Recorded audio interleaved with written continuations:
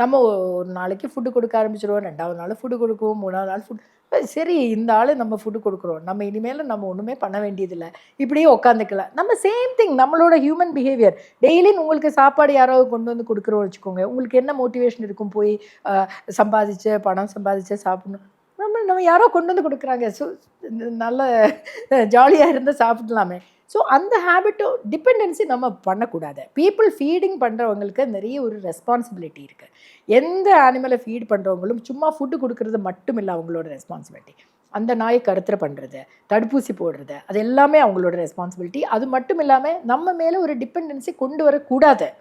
இப்போ நம்ம ஃபுட் எப்போ எங்கே கொடுக்குறதோ அதை டெரிட்டரி எஸ்டாப்ளிஷ் பண்ணுறது, சாப்பாடு கொடுக்குறது இடம், அது யூரின் டாக்ஸ் வந்து மார்க்கிங் டெரிட்டரின்னு சொல்லுவாங்க. அது ஒரு இடத்துல என்னன்னா அது இது என்னோட பிளேஸு, அது இன்னொரு டாகுக்கு சொல்கிறது தான், இது என்னோட பிளேஸ் தான், நீ இங்கே வரக்கூடாது. ஸோ அதே மாதிரி அதோட டெரிட்டரி அதை எஸ்டாப்ளிஷ் பண்ணும், உடனே அது ப்ரொடெக்ஷன் ஆரம்பிச்சிடும், உடனே அது வந்து கொஞ்சம் கார்டிங் ஹேபிட்ஸ் ஆரம்பிக்கும். யாராவது வர போகிறவங்கள, பைக்கில் வரவங்கள துரத்துறது.